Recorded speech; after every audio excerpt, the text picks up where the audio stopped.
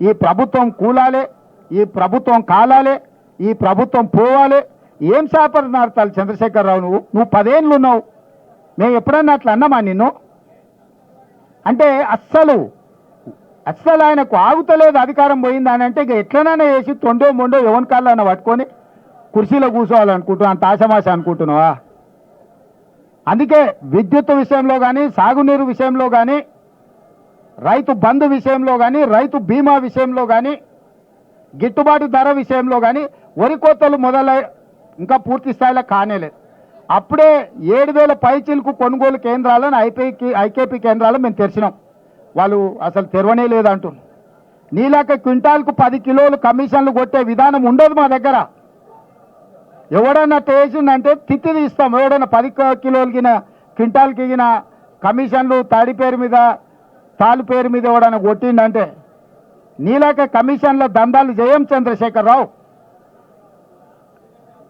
మమ్మల్ని ఢిల్లీ పోయిందంటారు. ఢిల్లీ పోయిన ప్రతిసారి కేంద్ర ప్రభుత్వం నుంచి పెండింగ్ ప్రాజెక్టులను సాధించుకొచ్చినాం. అది స్కైవేలు కావచ్చు, కేంద్ర నిధులు కావచ్చు, డిఫెన్స్ ల్యాండ్స్ కావచ్చు. ప్రతి విషయంలో ఢిల్లీకి వెళ్ళి మా మంత్రులు మేము ఔటర్ రింగ్ రోడ్ RRR కావచ్చు, రీజనల్ రింగ్ రోడ్ విషయంలో కావచ్చు, నిధుల విషయంలో కావచ్చు, మెట్రో రైలు విషయంలో కావచ్చు, మూసీ పరివాహక ప్రాంత అభివృద్ధి విషయంలో కావచ్చు, 10 సంవత్సరాలు నీ పాపాలను ఒకటొకటిగా కడుక్కుంటూ వాయిదాలు పడ్డ కేంద్ర అనుమతులను తెచ్చుకుంటూ రాష్ట్రాన్ని ఒక దారిలో పెట్టి సర్దిద్దే ప్రయత్నం చేస్తున్నావు. నువ్వు కూలగొట్టిన సంసారాన్ని నిలబెట్టే ప్రయత్నం చేస్తున్నాము. నీ కులం, నీ కుటుంబం చేసిన దోపిడీ నుంచి రాష్ట్రాన్ని కాపాడి రైతులకు, విద్యార్థులకు, నిరుద్యోగ యువకులకు, ఆడబిడ్డలకు మేలు జరిగే విధంగా చర్యలు చేపడుతున్నాం. ఇవాళ ఆడబిడ్డలకు స్వేచ్ఛనిచ్చినాం.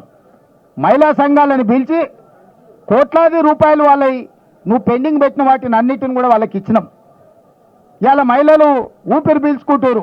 మా అన్న వచ్చిండు, మా ప్రభుత్వం వచ్చింది, మా సోనియా మా ప్రభుత్వం వచ్చింది, మాకు సిలిండర్ వచ్చింది, ఇంటికి ఉచిత కరెంట్ వచ్చింది, మాకు ఆర్టీసీ బస్సులలో ఉచితంగా ప్రయాణం చేస్తున్నాం, మాకు స్వేచ్ఛ వచ్చింది.